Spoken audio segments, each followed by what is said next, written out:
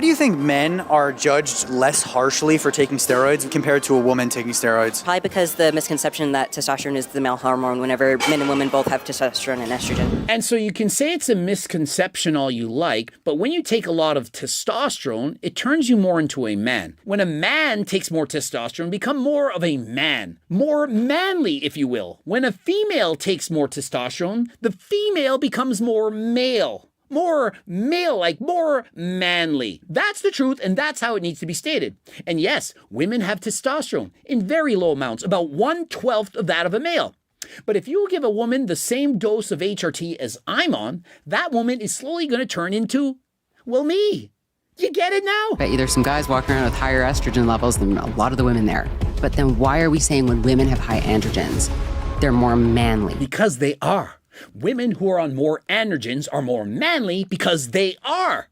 Why can't people use basic human logic? If you add in more testosterone, you become more like a man, more manly. Just because women have a little bit of testosterone doesn't mean that if they take a lot of testosterone that they're still womanly. It doesn't make sense. Have you had any side effects from not being natural? I've just had an easier time recovering and building muscle, so. Not really, no. This is bullshit. Y'all think they have no side effects? So in case you don't know some of the side effects, there's acne, there's the growth of something in the downstairs. I'm not going to name it. I don't want to get demonetized.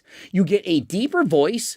You can get facial hair growth. You can have a receding hairline. Your hair can fall out.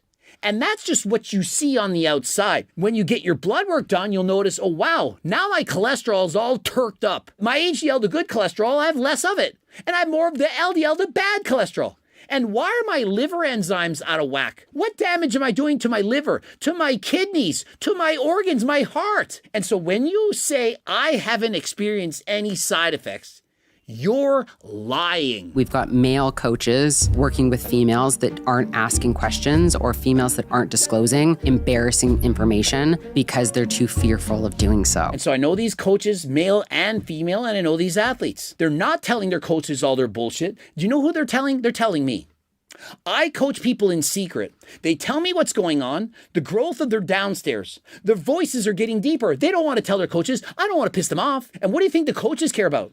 Are they going to win their pro card? Look at their before and after transformation. Look how amazing I am as a coach. All you did is add in a bunch of steroids and SARMs. They didn't even follow your fucking diet. Oh, and they don't tell you about the binging and then visiting the washroom to do number 3. They keep all that a secret. It's a horrendous side to the sport that you need to be aware of. What are some side effects that you've experienced from taking steroids? Me personally, enlargement, which is awesome, as long as it's not like walking around, you know, like just. Why is it awesome? How many guys out there want to see a private member growing downstairs from their opposite partner? Some do, most don't. And so if you're a female, be careful. Enough said. Back to the video.